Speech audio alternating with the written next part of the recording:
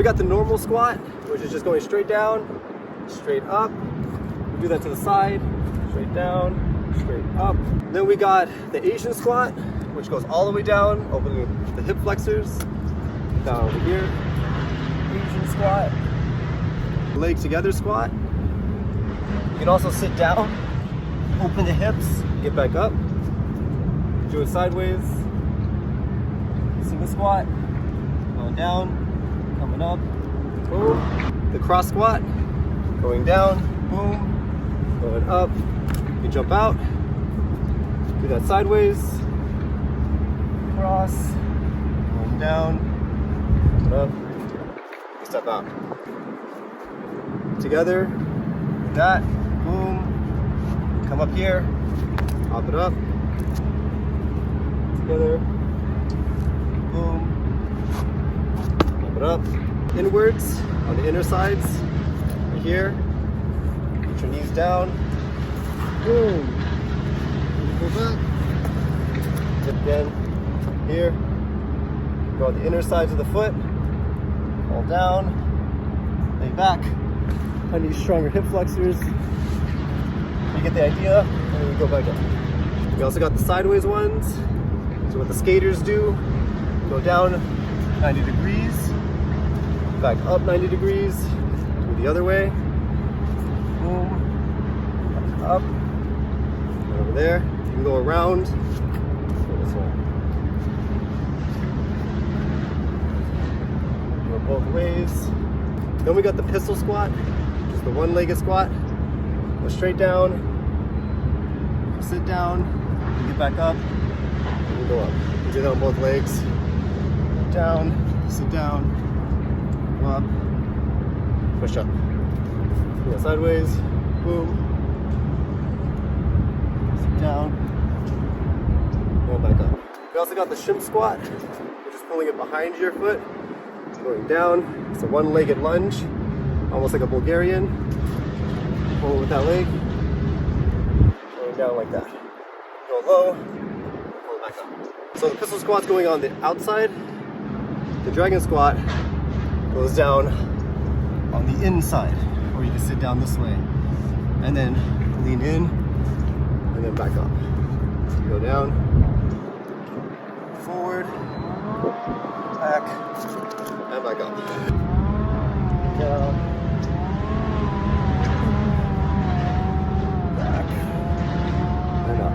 So those are all the main variations of the squat. I know there's more, and we're gonna be going through all the applications that you could use squats in. So the biggest one is obviously to be able to jump. So I'm gonna show a couple of those. So jumping squat, you go down, you push, and you land again into the squat. You can do those, boom, boom. Of course you can do this in a 180 variation. You can do it on different positions,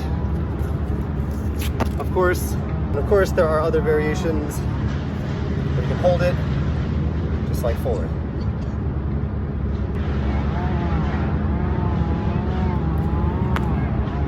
Go like that. So those are just like basic jumps with the squat. Now, the squat can also apply to different flips, such as back flip, which is the easiest flip, which I'll show you.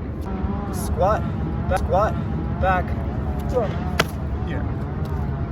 And that allows you to jump up, do a flip, and then squat. The next one, well, I'll do that one more time. So you squat, go back, throw, catch. So the next one is gonna be the back handspring, squat, going back, and you're gonna be throwing arms here. Boom. Squat, go back, boom. So you can do different variations of that. You can do a front flip variation, which I'll try. I don't really want to try it. All right, I haven't done this in a while, so it's probably gonna hurt, but it's okay, it's for film. That's probably the hardest variation. And of course you can do it sideways. So you can do sideways squats. You're here to the side. But if you toss in a side flip in there, it's a better squat.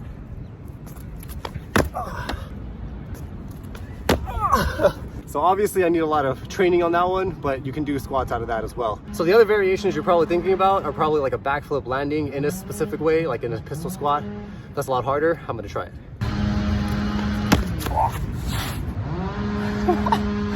That's crazy. Okay.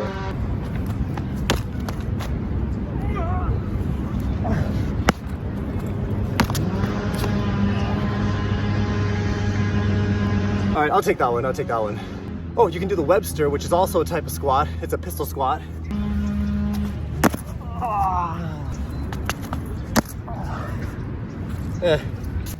That's pretty close, but pretty far away at the same time. So yeah, that's a pistol squat style stuff. Let's go to the next spot. All right, so as you can see here, we have a bench, and you can do a lot of stuff on a bench with a squat. So I'm gonna show you. The number one thing you can do with the squat is a box jump. So box jumps are just jumping up with the squat.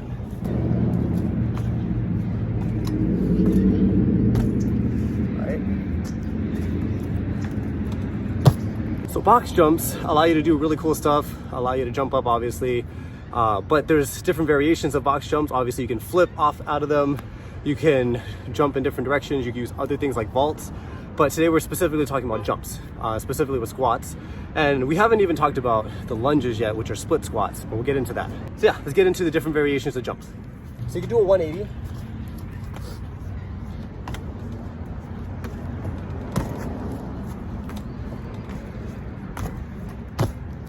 You go 180. You can also do 360s, which are a lot harder.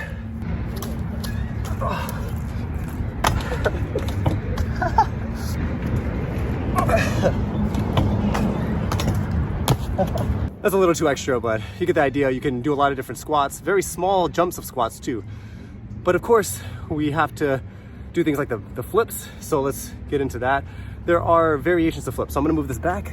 All right, so one of the variations that I did earlier was the gainer flip, which is coming off of an object. I'll show you that right now. Whew. So that is the gainer flip. You can do it on both legs, either variation. And of course it is a pistol squat in the style. You're just on one leg doing one-legged flips. The other one is obviously doing a squat in a back flip, which I'll show you right now. Back flip. And of course there's the one-legged forward flip, which is the Webster or the front flip. And that would be the Webster. So again, these are all versions of the pistol squat in a sense. And you could do other versions like the side flip,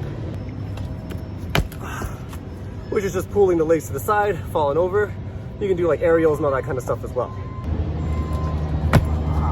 All right, so little things like the pistol squat allow you to pull your leg up high because you have good hip flexors, and they allow you to stand up from this leg. So you can stand from this crane position and get up like that. Being able to do that is extremely important because this allows you to step forward into different positions, AKA the split squat. And you can do this with anything. So we're gonna go and try those over there. So one of the bonus squats that I didn't talk about is actually the squatted back flip, which is really interesting because you can stay low. So we'll come back here, I'm gonna turn, and go that way. All right, so the next squat I'm gonna be doing, is the jumping squat. Being able to go from this position, but also be able to jump. So as you can see, my toes are on the ground, my heels are up. The Asian squat allows your heels to be on the ground, but your butt lower.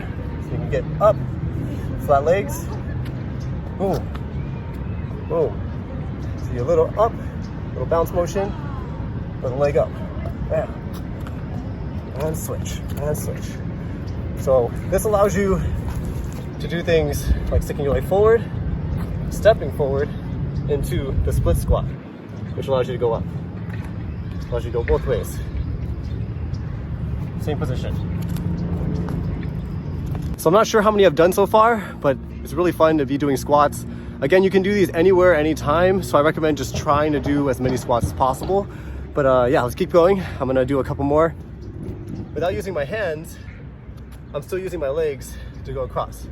So being able to move my hip flexor back and forth by leaning allows me to get into the side over here. And of course, this is actually really bad for certain parts of your calves, so try to straighten that out, right? So the Asian squat, which is heels down, allows you to go across, but also be in the open hip flexor motion, allowing you to go into a side stance, right? Or a crane stance, sorry, a arrow stance, as you can see. So this allows you to go on both sides using the same position of the Asian squat. Again, out, up, over. See? And this allows you to move freely in every direction. So once you can open that up, you can get into, as they call, the horse stance, which is another version of the squat, which is a wider stance, low, and you hold it. It's great for the hip flexors. So yeah, as you can see, there's a bunch of different ways to squat. And then we got the roll back squat, which allows you to fall back. Boom. But roll, throw, up. So of course you can do this to make it harder. Just by pushing your hands forward and reaching, it'll let you go forward and eventually getting up. So as I said, split squats are very important, and we're gonna go into the split squat section of the squat.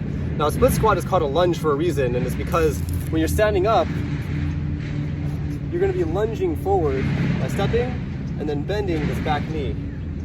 Of course, there's different variations. If you're standing forward, you step back. It's just bending this back knee that creates a split lunge. So if you do things like jumping lunges or weighted lunges, there's going to be a lot of stability that you need to open up. The reason why a split squat or a lunge is so important is because it allows you to get into and out of every style of squat. So if I'm in this squat and I want it to go sideways, I can lift my leg out, pull forward, and this creates a lunge. See? Dip. When I go back to this, I can go this way, extend towards this leg, and push up, and that's a lunge, right? So the idea of the lunge allows you to go sideways, allows you to go forward, like this, and also lets you go back, away. So because that's so important, it allows you to never really fall, right? So let's say I reach over and I fall, you can always use your knee, step back, you can always use your knee to catch it, but with minimal force. Now, if I did this and I landed on my knee first, that's a lot of force, which is not good for it. So try your best to step, then go. Step, then go. And if you ever seen these are duck walks, frog walks. These are really good for quads, and they do a lot of stretching on the hip flexors. And they're so important because they build the quads to a level that you need them to be able to hop, right? So once you can learn how to hop and do those hip flexor motions, you can jump far, you can stride, in. And again, the only way I can do any of these flips that I do on a daily basis is to be able to squat consistently. So I would recommend just constantly practicing your squat, building those quads, building those hamstrings, building the glutes, so you can basically do anything you want to do. Like it's really cool. You can just backflip whenever you want because your legs are strong enough. You can catch yourself, you won't get hurt. So